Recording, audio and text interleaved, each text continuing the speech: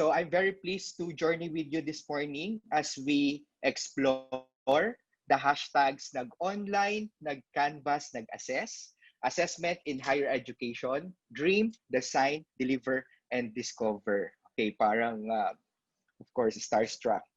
Okay, so since this is a virtual modality, so I would like to initially start with this particular, of course, passage that I cannot see you, but I can feel you.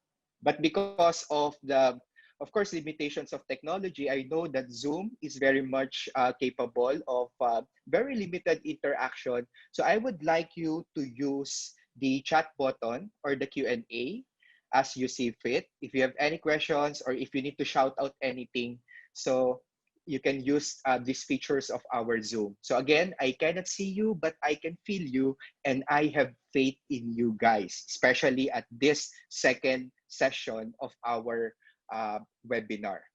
Okay, so we would like to thank, of course, Stephanie for giving us a very good overview of what assessment is. And this would be the workshop component of our webinar for this morning. So thank you, Steph, for sharing us the answers to the question, what to assess, who to assess, and of course, where to assess using technology now that we are in a virtual mode, when to assess, and of course, at this point, I'm going to talk about how to assess using the technologies that we have at Our Lady of Fatima University, using, of course, our Canvas. So, Steph gave us a very good background on the different types of assessment according to purpose. We have, of course, the assessment for learning, assessment as learning, and assessment of learning. And at this point, I would like to share with you that this UFDC program is an evidence-based program because we conducted a training needs analysis prior to the conceptualization of the program. So the University Faculty Development Committee headed by Dr. Lagrada, who's spearheading all of these programs, of course, we conducted a training needs analysis. And one of, I should say, one of the weakest points for our new and, of course, average faculty members would be on assessment. So at this point, I would like to communicate that this particular workshop will be fitted to novice to advanced users or to novice to advanced faculty members, because I know most of you were endorsed by your college deans. So some of you are new to Our Lady of Fatima University with less than 3 years, and some of you are, of course, pillars of the university who are serving the university for quite some time. Okay, so since this is a workshop, I'm going to show you a lot of polls. We're going to be interactive in this part. So I'm going to show you a lot of course, my screen, okay, for you to be able to acknowledge the power of technology or the canvas that we have in our university. So, but before that, so let me have some sort of a warm up for everyone. Because you know what? For every workshop, may it be in person or online, I do acknowledge that we need, of course, some sort of warm up. And as faculty members, as participants in this webinar, we should know how to follow instructions. Is that correct? Yes. Okay. So a lot of times we're actually giving instructions to our students. And for me, to become a better teacher, I do understand that we need to also be good in following instructions. So at this point, let's have our icebreaker. So keep calm and follow instructions. So I would like to share with you some instructions. Then you need to do it on your own. So this will be some sort of a computation and analysis. Okay? So I hope everybody's ready as I share the instructions. Okay, so this will be very quick, but of course, very fulfilling. Okay, so here we go. So I want you to pick a number from 1 to 10. Okay, so please pick a number from 1 to 10. Okay, so that would be your original number. Okay, so no need to chat it on the box, but if you want to chat it just to, of course, convert it into words, that would be possible. Okay, pick a number from 1 to 10, then multiply that number by 2. Okay, brush up for our non-math educators. add 8 to that number. So you need to add 8 to that number. Okay. Next, divide it by 2. Okay, subtract the result to the original number, the first number that you thought of. Match the number to an alphabet letter. So for example, so we know the order of the alphabet, we know the order of the numbers. 1 is to A, 2 is to B, 3 is to C, so forth and so on. So match the resulting number to an alphabet letter.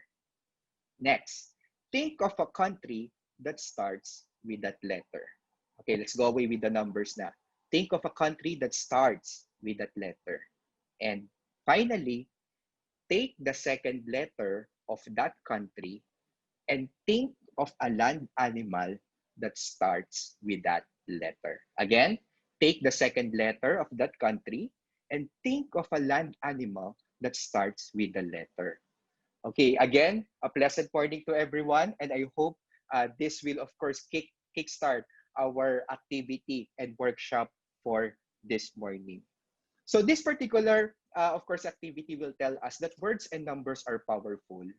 And Steph mentioned a while ago that by means of words, by means of course, assessment, we give numbers, we, of course, we assign grades to our students. And for me, in terms of assessment, words and numbers are powerful. So let me now showcase to you the skills component of our webinar. And these are the expected outcomes that I crafted. So when I was conceptualizing this session. So first, dream. We're going to reflect on the rationale and vision for performing assessment in higher education. So very short discussion on that. So we need to brush up on some of the rationale. So for the design, create MCQ assessment in Canvas based on the developed test blueprint. Okay, so I know some of you, this is their first time to hear, of course, the word test blueprint, and later we're going to explore on that. And some of you might heard the test blueprint, but is not practicing that. But you know what? If we're going to comply with the standards of test construction and evaluation, no, so we need to comply with the test blueprint, because I think this is one of the documents that we need to showcase to our ISO accreditation. So we need to do this not because this is a requirement, because we want to improve the quality of our test items. Okay, so for the deliver part, explore the best practices in delivering MCQ assessment in Canvas. So we're going to explore on the best practices. I'm going to share to you my best practices in assessment as a teacher myself. And discover part, perform post-assessment analysis of test questions using the hidden features of Canvas. Okay, so grabe naman to si MJ. Yung visible features ni Canvas, hindi pa namin master. How about the hidden features? But of course, this is a really exciting journey for us to see that our Canvas is a very powerful platform, and we can actually produce a lot of analysis and evaluation of the test items that we created to better, of course, serve our students and to produce better test exam questions, right? Okay, so this particular presentation was partly, of course, influenced by the theoretical model of Knight, Farrell, and Smith in 2018, which is entitled Designing Learning and Assessment in the Digital Age. And for as a reminder, again, you can use the chat button, you can use the Q&A button if you have questions. So I can see the chat, so you can communicate directly with me at the chat. So you can utilize that if you want to, of course, shout out something. So let us now, of course, proceed with the first section of our workshop. So this is all about the dream. So this is more of a reflection. And at this point, I would like to share with you a good definition of assessment. Because for us educators now that we are in this virtual platform, we need to rethink assessment. So they defined assessment as an ongoing process of gathering and analyzing, and of course, reflecting on evidence on to make informed and consistent judgment to improve student learning. For me, this is the shortest, one of the shortest definitions, but of course, the most meaningful definitions, because it encompasses a lot of key terms that every faculty must always remember when it comes to assessing. Okay, so for example, when we an ongoing process, we need to recognize that assessment is a continuous activity. We don't do it only once, so we do it several times in our semester. So we don't do it only before giving instructions for diagnosis. We don't just do it, of course, at the middle of the instruction for formative assessments. And of course, we have evaluations. So it is a continuous activity that we are doing every now and then as educators. So the main purpose of assessment is, of course, to collect data. And data, not only in research, but of course in instruction, is very much powerful, right? Because it will tell us something. Okay, so it is also, of course, a manner on how we examine. We also reflect and think of uh, the quality of the teaching services that we are offering our students. And this is also may serve as our sort of evidence on how we judge the students at the end of the semester. Okay, so this is used for informed and consistent judgment. So meaning when we create our grades, it needs to be data driven. It should be supported by, of course, the assessments that we give to our student.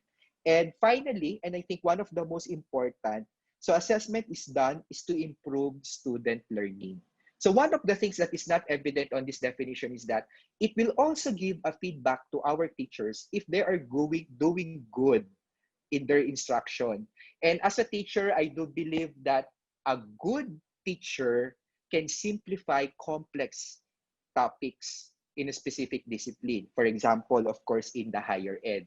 And when it comes to assessment, when we talk about higher education, multiple choice questions is very much useful, right? Because most of our programs are boarded programs, so we cannot get away with multiple choice questions. And we're very happy to inform everyone that MCQ questions can actually assess every levels of the Bloom's taxonomy, from the lower order thinking skills and of course to the higher order thinking skills. So most of our workshops for this morning will focus on multiple choice questions. Okay, so let us now proceed with the design. So after we reflect on what assessment is and how can we, of course, do assessment in higher education, let us now take a look on how we're going to design our assessments.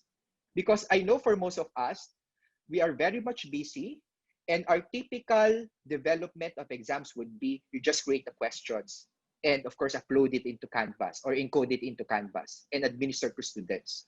But as a university, I do believe that we need to comply with the standards of teaching and learning. So I'm not telling you that you need to apply it immediately, but we can, of course, apply the concept of desensitization. So when we say desensitization, that is a gradual exposure of the person to a certain activity. And we can do it gradually, slowly, but surely. Okay, so let us now design assessment. But the main core of designing assessment was actually discussed by Steph.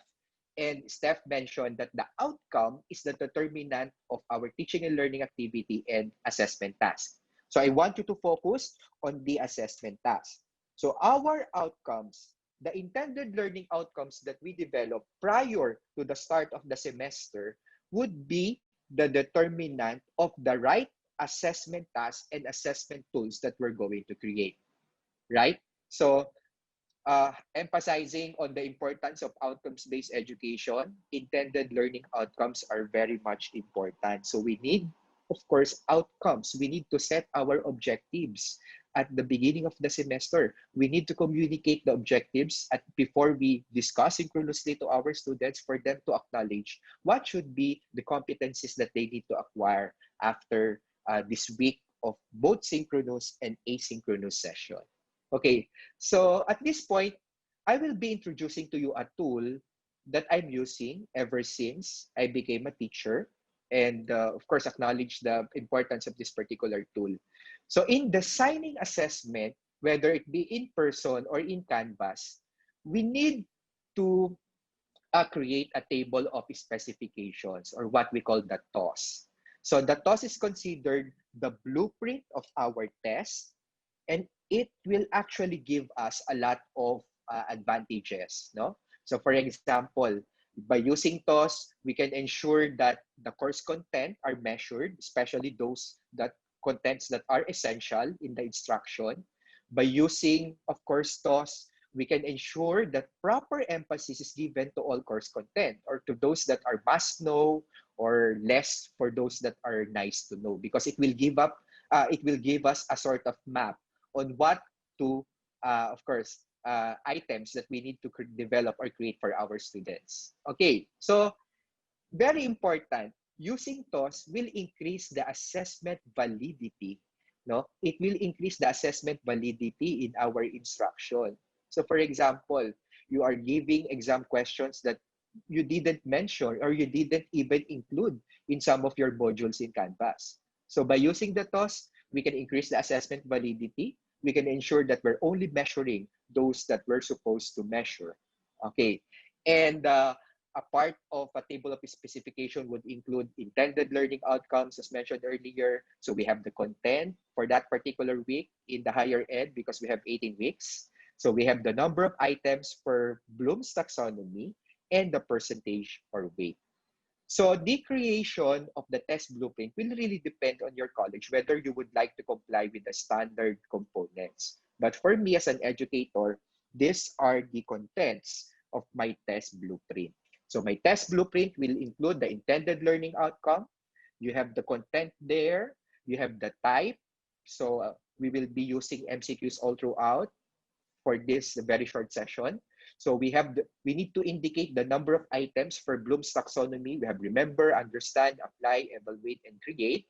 We have the percentage or weight. You can choose between percentage or weight that you would like to give for that particular question, because not all questions you can give just 1 point. So for example, if it entails some sort of a computation, or it will take some time for the student to discover the answer, so you need to give a greater weight for that. So later, we're going to apply that in Canvas. Okay, and of course, the test item number, which is very much important on our later discussion. So for this example, I provided here 3 intended learning outcomes. Okay, so we have 3 intended learning outcomes, and we have the content for each intended learning outcome. So 1, 2, 3, we have the content.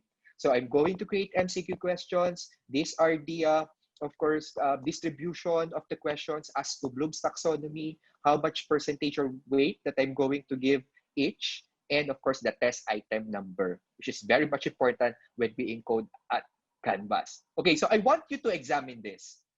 Okay, as a part of the workshop, I want you guys to examine this. And at this point, we're going to launch some poll. Because for me, I don't need to discuss this in very detail. As educators, we know the components and how we can decipher this, of course, TOS, or the blueprint of our examinations. Okay, so can we launch the first poll, please? Okay, so using this, okay, examine this one. Okay, so examine this one. Ayan. Okay, then you need to answer this question. So let me know if you understand, no, the table of specifications. So the question is actually posted here. So which item will be given the largest weight? Okay, wow. So a lot of you are answering already. So let me give you 30 more seconds for that.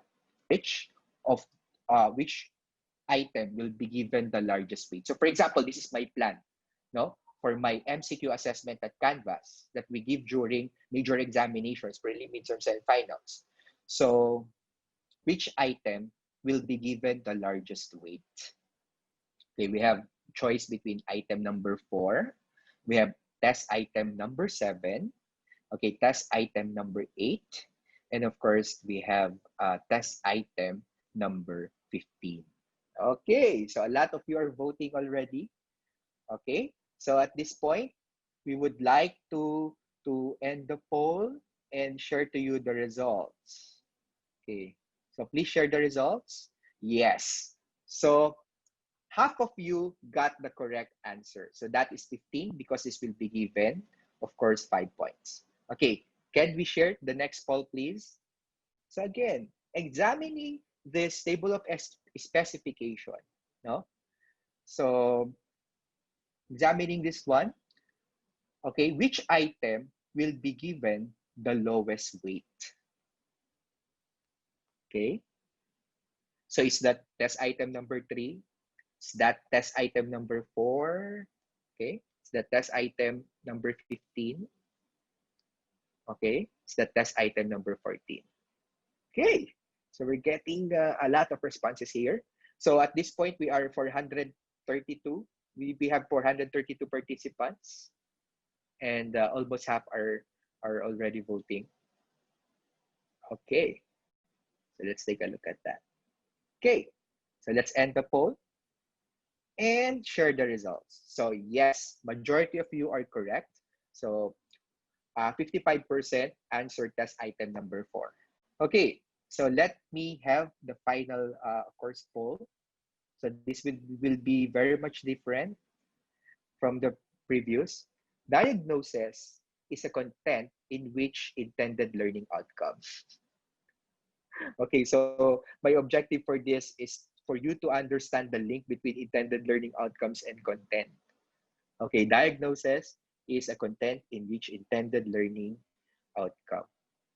Okay, so that is intended learning outcome 1, 2, 3, or 4. Okay, so for those of you who are answering 4, there's no intended learning outcome number 4. Okay, so let's end the poll. And majority of you again got it right. So it's intended learning outcome number 3. Okay, so very good, everyone. This is the best group ever.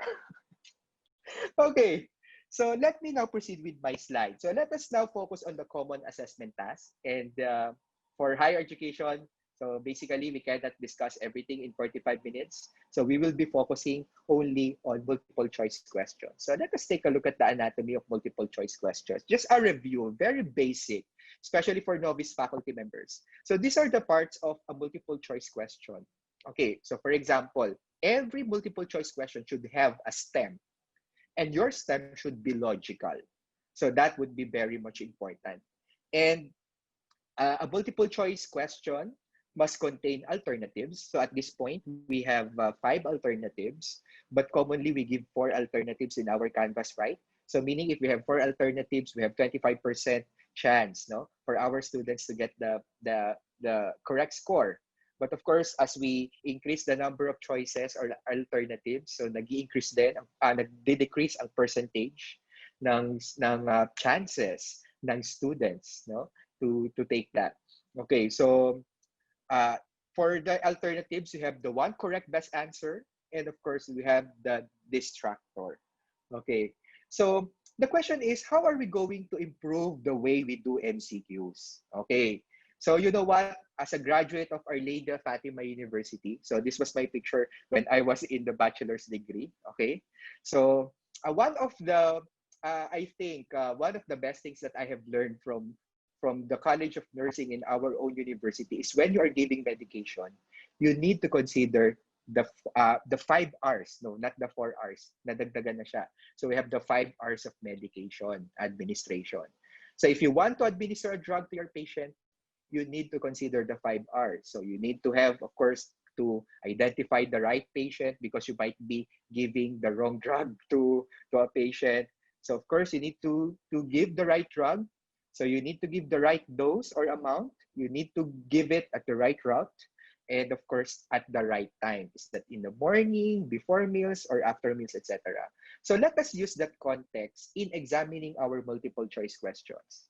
Okay, so what to check when developing multiple choice questions? So before we discuss that, so I would like to mention that in creating multiple choice questions for online learning, let us not forget that every item should not be Googleable.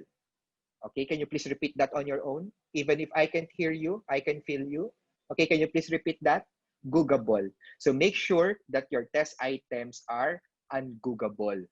So meaning, while the student is taking the exam, they can easily check the answer to, of course, Google. So because we want our students not to Google, but to make Google, diba? So they want them to study the lessons that we presented in our modules or synchronous sessions. So that is one good advice. So we need to think, we need to consider to give questions that are ungoogable or the students cannot Google it immediately. Kasi for example, sabihin natin, who is the father of medicine? Yeah, so it's easily Googleable. Oh, Dr. Reynaldo Olaso. Okay, so for example, what is the normal value for the red blood cell? So that is a Googleable thing. So let us consider the abbreviation cheese and flakes. Yeah. So for me, the abbreviation would be cheese and flakes. So that is CSAFL. So in developing multiple choice questions, we need to consider the right content, the C, the right stem, the right alternative, the right format and style, and of course, the right language. And I think some of these are already discussed by Steph.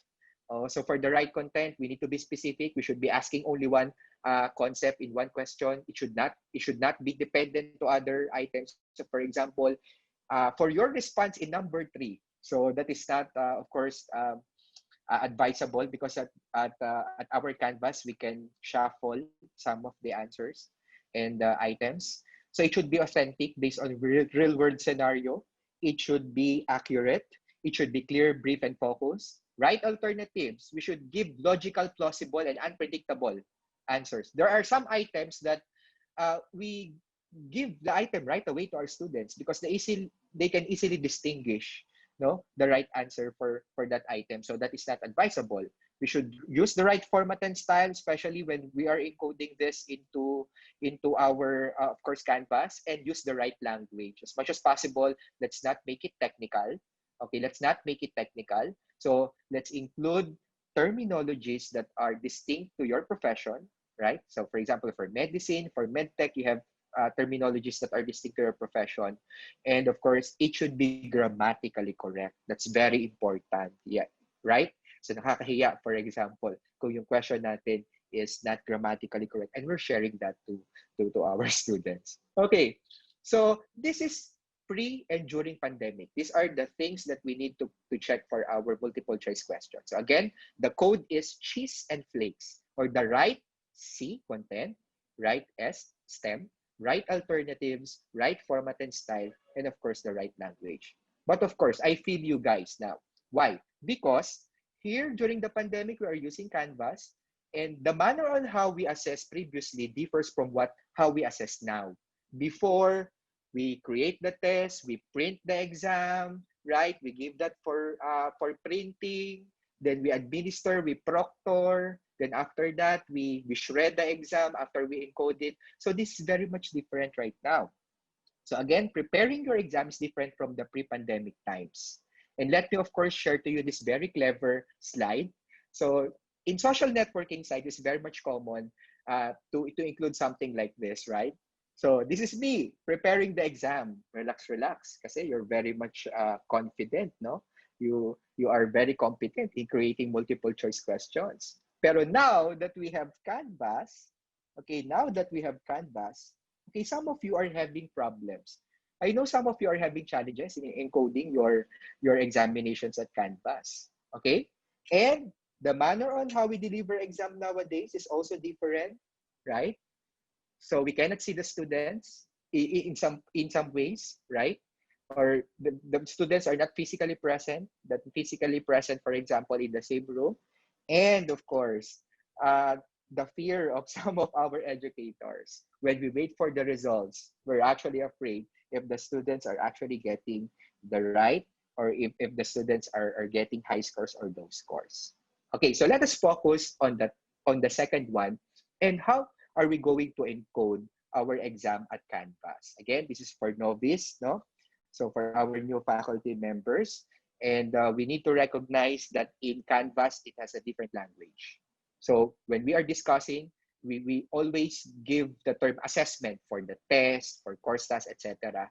But for teacher language, sometimes they refer to this as the course task, and even our students. But in Canvas language, you cannot see assessment there. You cannot see course task there because you need to create that. So this will be converted in the terms quiz, assessment, and discussion. So these are the areas by which we can do assessment or we can offer a course test for our students. So again, in Canvas language, the things that we need to consider would be the quiz, assessment, and discussion. Okay, and because I'm a visual learner also, ito yung itsura nung this is how, no, this is how quiz, discussion, and assignment icons look like at Canva. So for assignment, this is like a notebook with a pen. For discussion, so these are conversation callouts, and of course for quizzes, we have the spaceship.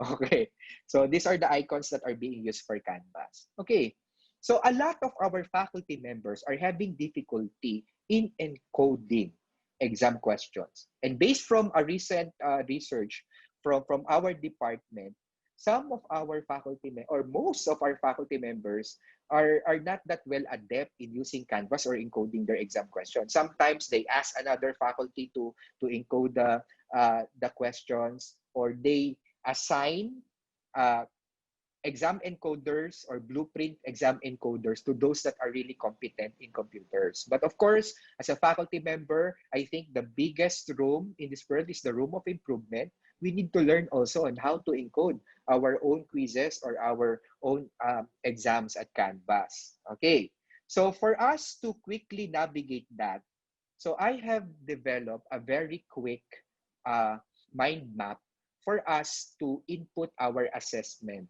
no, in Canvas. So let's focus on MCQs. Okay, whenever you want to input your Canvas assessment, please remember the abbreviation MACES-P.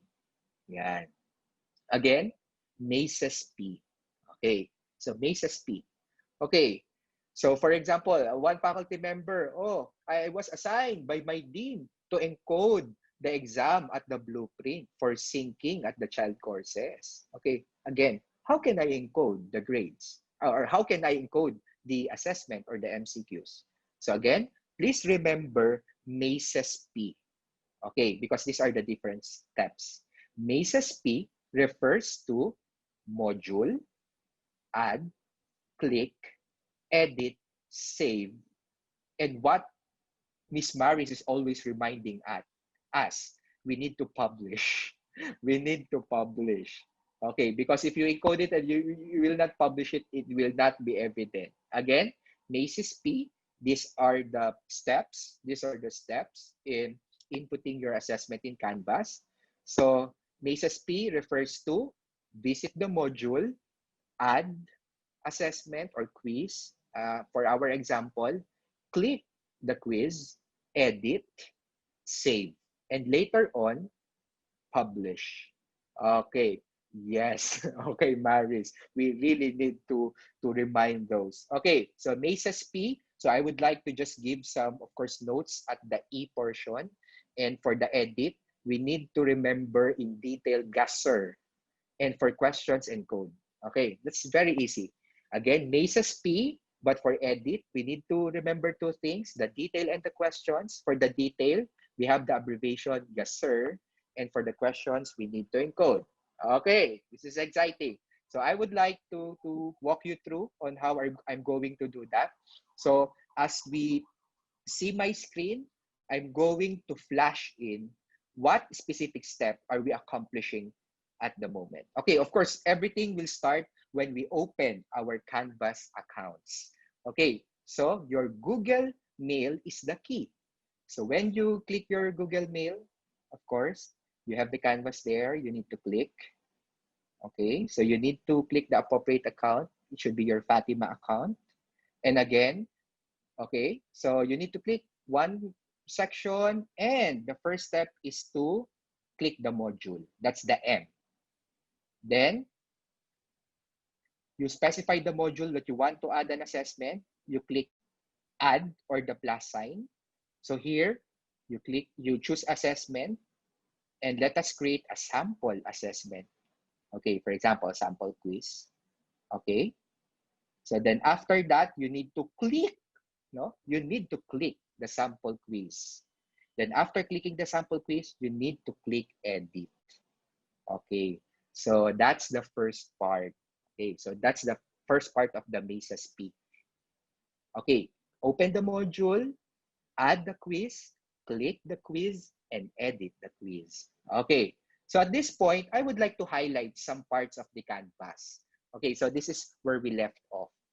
So again, at the edit part, we need to remember two things, right? So you have the gasser, and of course, you have to encode questions. So at the gasser part, so these are the recommended, no? So these are the recommended settings at Canvas. So from my personal point of view, these are the recommended uh, settings at Canvas because you need to set settings. So some of our faculty members, when they see these lots of questions, they're being bothered. Oh, I might press the wrong option, etc. So please remember Maces P, and at the edit portion, remember the term gasser because gasser means graded, assignment, shuffle, show, and require.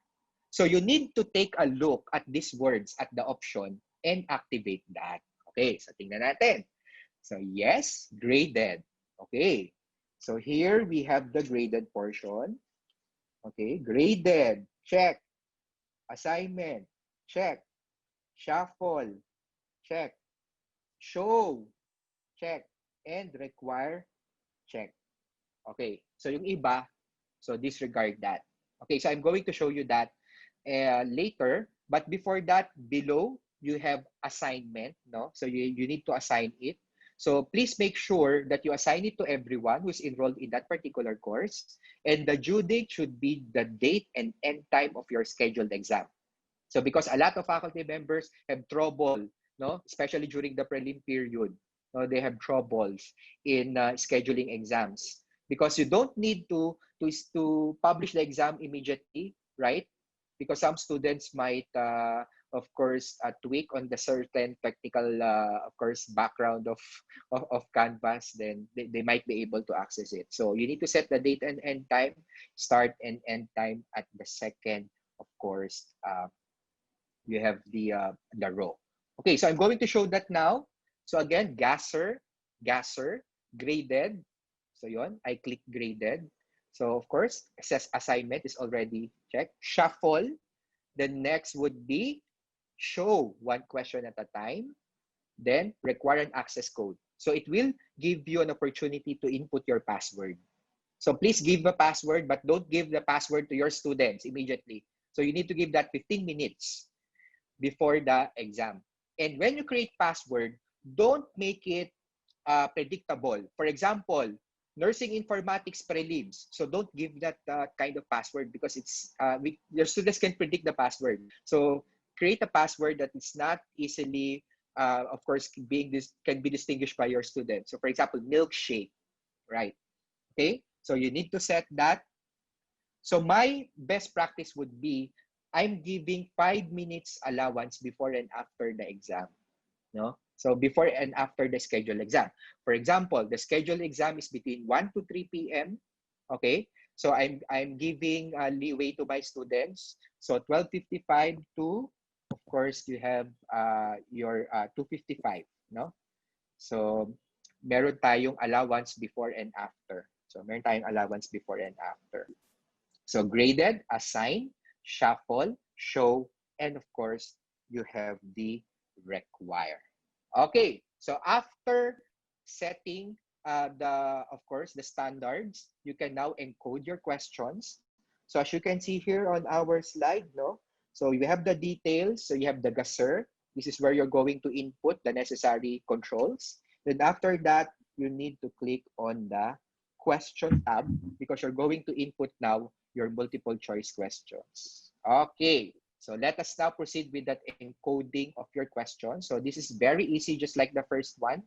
So instead of typing it in Microsoft Word, right, so you need to type it on Canvas. So some of our faculty members, one of their techniques would be to copy and paste in their Microsoft Word. So for example, the stem of the question should be here at the larger box. So for example, which of the following scenarios best describe the application of informatics in the nursing profession? So is that Googleable? No, the students cannot Google that.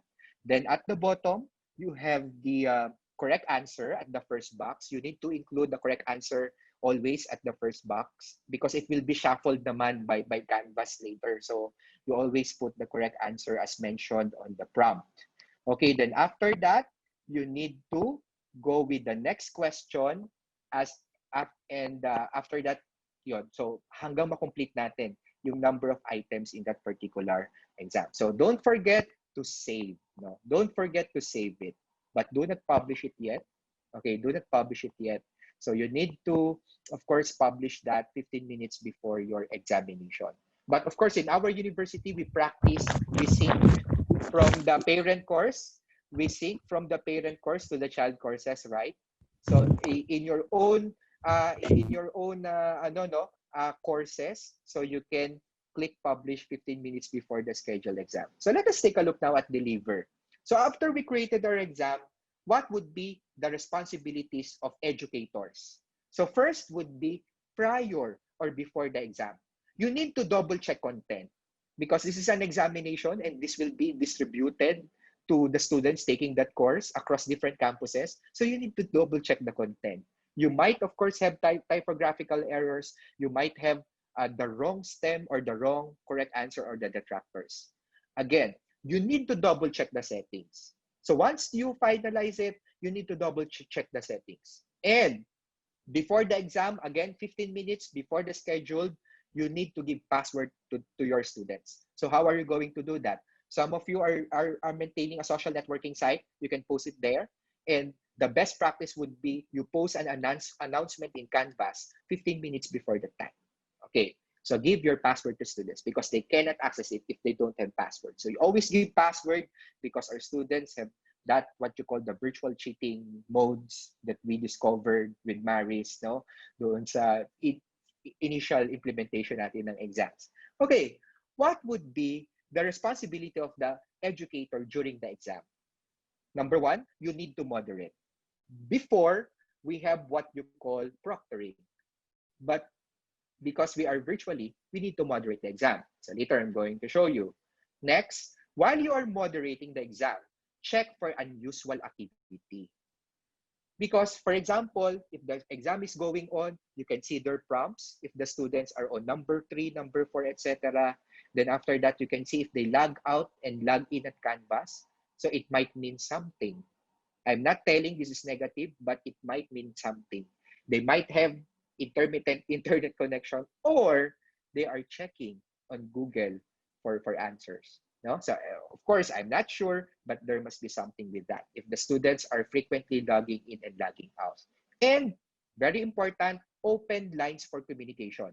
Whenever I moderate the exam, so before that, I instruct my students, if you have any questions, so my lines are open, my canvas are open, so you send me a message, you send me, of course, a prompt, you send me a text. So if you experience difficulty or you encounter some technical problems. Okay? Open lines for communication. Then, so how are we going to do that? So for example, this is like scheduled exam na. You already give the password to your students. So what you're going to do is, of course, you need to publish. Okay? Give the password to the students. And when you click on that quiz or the exam, you click on moderate this quiz. And the interface will look like this. Okay? So it will give you some ideas on anong number na yung ina-answer ng particular student. How many already completed? What's the score? Okay, how many attempts left? And what are the activities of the students logging in or logging out? So this is me on a typical examination day. So of course, you have snack right there. You have you have a bottled water. My communication lines are open. If we have the Zoom, I have a Zoom usually then, especially during examinations. And if the students have questions, I can easily, of course, respond to their questions, or they can easily report to me if they are experiencing some sort of difficulty. Okay, so yon. So during the examination. Another thing, another creative way on how we can perform assessment in Canvas is how to use badges. Diba? For example, before, when we give an exam, sometimes we recognize those top performing students. Sometimes we give rewards to those students who completed a certain course task. We can do that virtually by use of the badges. And we're very much thankful for the Elite Center because they created an LTI for the badge. And I'm going to show you now.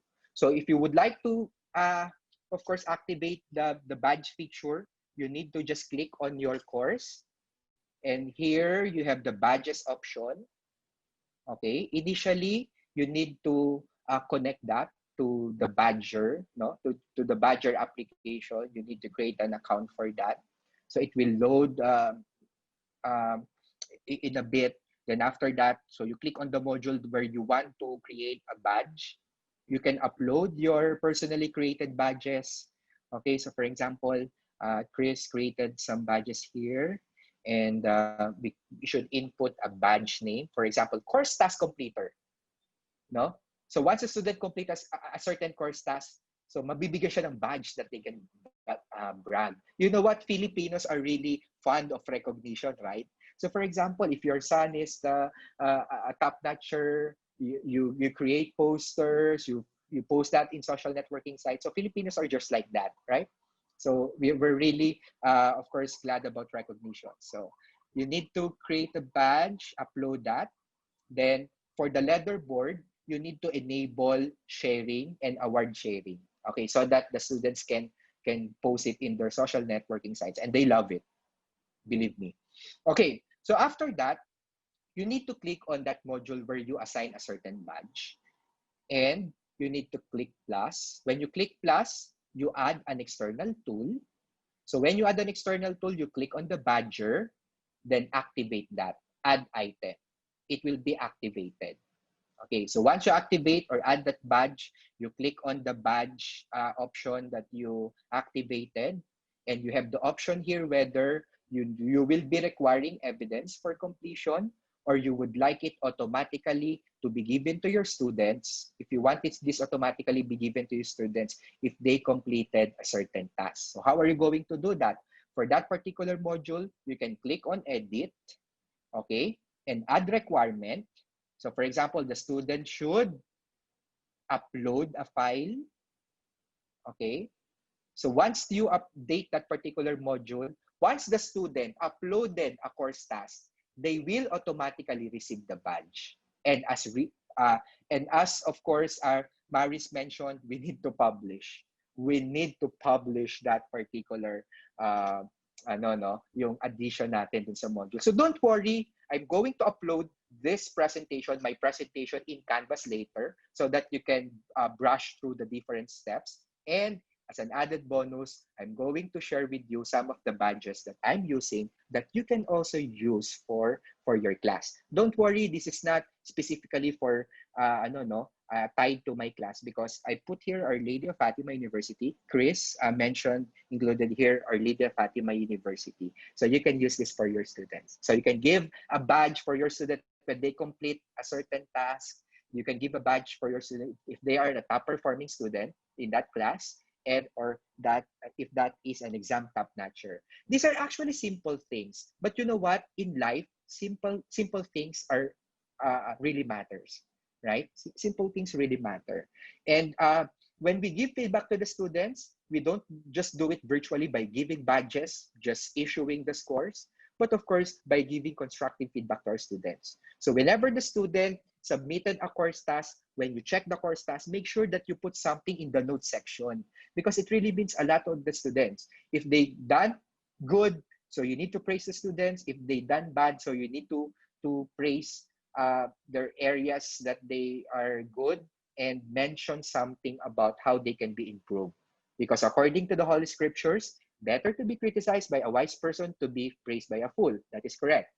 And kind words are sweet like honey, sweet to the soul, and healthy for the body. Okay, amen? Amen. Okay, so we now come to the last part of our discussion, and this is at the end. After we administer our examinations, the question now is, now what? So you will just give grades to the students? No. You need to check the test item if you done it good. Okay? So at this point, I'm going to talk about test item analysis. So this is how we can discover or reflect on ourselves whether we provided the right questions to our students. Okay, flashback. During pre-COVID scenario, we are using this in the university. Then after which, we forward this to the registrar's office, and the registrar's office will automatically check it through the Scantron. Then we encode the grade of us, our students. Then, after that, after encoding, what is our ISO requirement?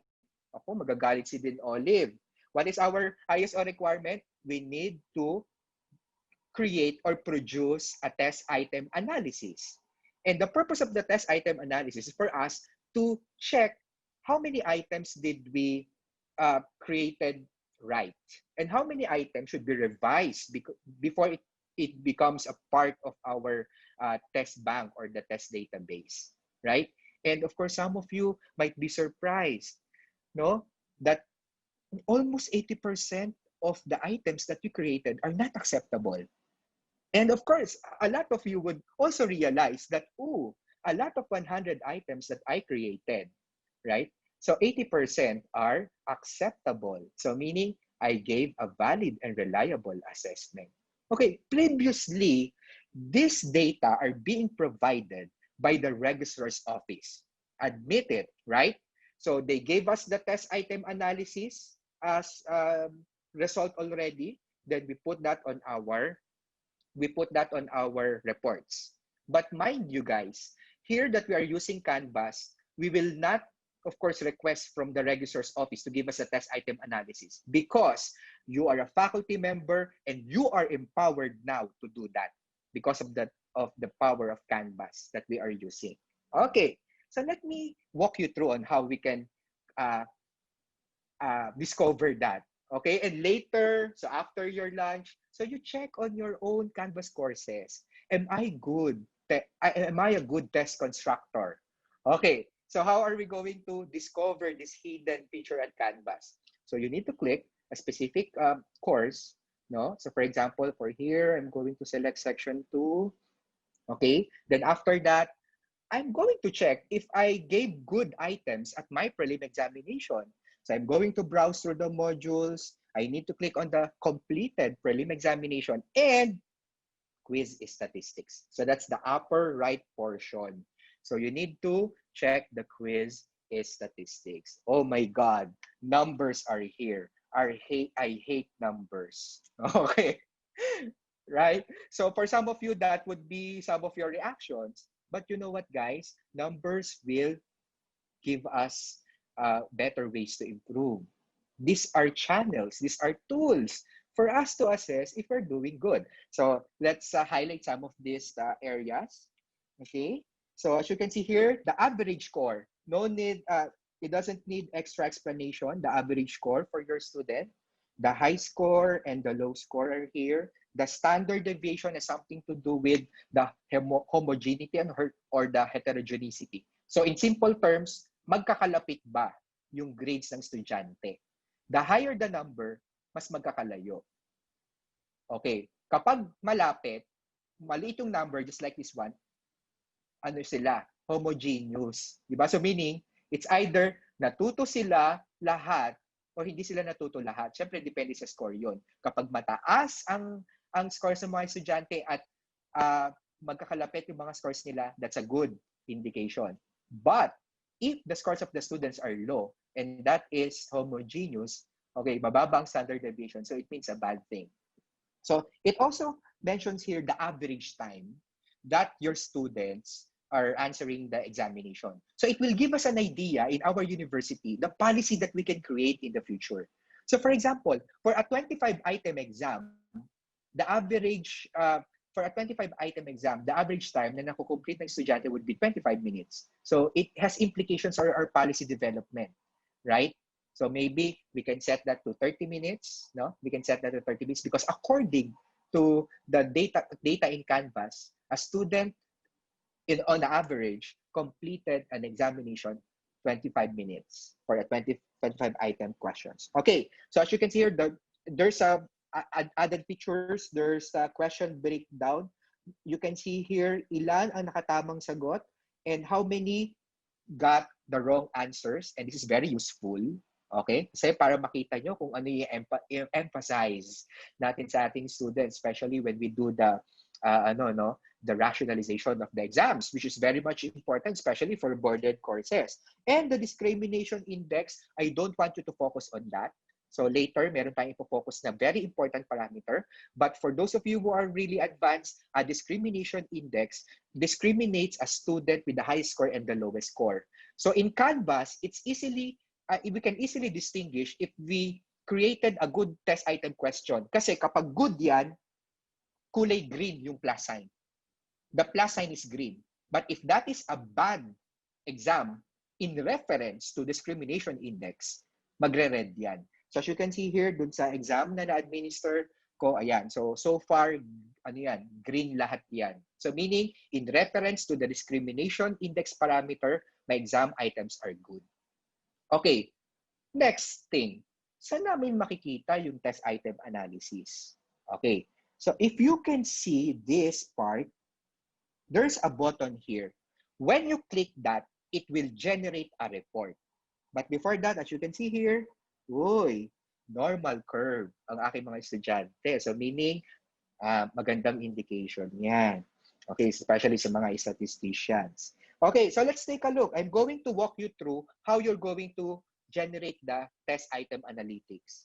Okay, so let's take a look at here now on my screen.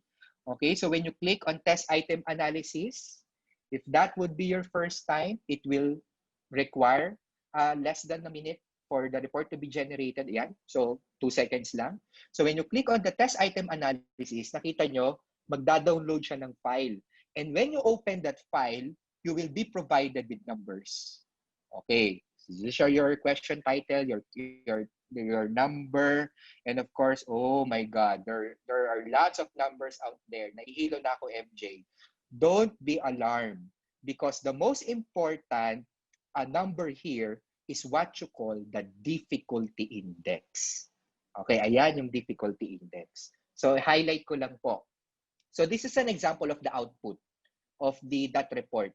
So it might, of course, be very sickening to your eyes, but trust me, you only choose those items that you need to focus on. So at this point, I want you to focus on your, of course, test item analysis would be the difficulty index. And a difficulty index will actually is a test of probability that the students will answer the test item correctly. Okay, ang difficulty index from 0 to 1, ang score niya. From minimum 0 to 1. Okay, this is how you're going to interpret. Napakabilis lang. Piece of cake for our faculty members. Okay, if the score is 0.20 and below, it means that that test item is very difficult. So you need to remove that. If the score is between 0.21 to 0.40, it means that your test item is just difficult. So you need to revise that item to make it better. Kapag 0.41 to 0.60, that's average. You need to retain that. That's the best. Okay, 0.61 to 0.80 is C. So we can revise it to improve it further because our goal would be para mapunta siya doon sa 0.41 to 0.60. And 0.81 and above, so that would be, of course, very easy. So ito yung i-retain natin for our test bank. So it's either we retain or revise. So as you can see, as highlighted here, I have more of the good questions and less of those questions that I need to revise. And of course, I need to retain. So for our ISO sake, which is malapit na, so we can just report that in a simple word processing software. Or for example, Microsoft Word, you have the test item, you have the actual item there, underlined is the correct score or the correct answer, you have the difficulty index, and of course, the action based on the table that I showed you. Retain, retain, and then only, for example, for these 3 examples, I'm going to revise only 1 item. Okay? So yon. So I think, 45 minutes is not enough for me to share with you a lot of hidden features of Canvas on how we can be a better teacher and a better assessor to our students. But of course, for the purpose of resources, so your Module 3 in your Canvas created by the Elite Center on the assessment part will be activated by 3 p.m. So please read the resources, take the exam, and submit the course task. Yes, you heard it right. I have a course task there that you need to accomplish. Because when you complete the course task, you are going to receive the OLFU course task completer. And this course task completer can be shared at your Facebook account. So when you receive this badge, please post it in your social networking site, in your Canvas, pwede rin. So you can post it on your Facebook, okay? Then you can use the hashtags, hashtag UFDC 2020, I got this, Dinified, OLFU, rise to the top. Then later on, okay, or maybe tomorrow, I'm going to check these hashtags and I'm going to see how many of our attendees today have managed to get that badge, that course task completer. And I want you to replicate the same practice to your students, right? Because whenever you accomplish something, this kind of the pandemic, simple accomplishments can give you a sense of joy and sense of accomplishment for you to move forward. I know a lot of our students are asking themselves, is it right to study this kind of the pandemic? Give them what they deserve. Give them the support, give them the recognition that they deserve. Okay? So if you want to know more about the certain tools that you can use this online learning, I'm maintaining a YouTube page known as, of course, Dinified. And at this point, as I end my presentation, I would like to mention again the quote that I presented to you a while ago. Words and numbers are powerful. And right right now in this kind of the pandemic, because I'm living alone in my pad, and some things that brings me joy is of course watching Netflix. And one of the things that uh, I discussed assessment in higher education. We need to dream. We need to rationalize on why we are giving assessment.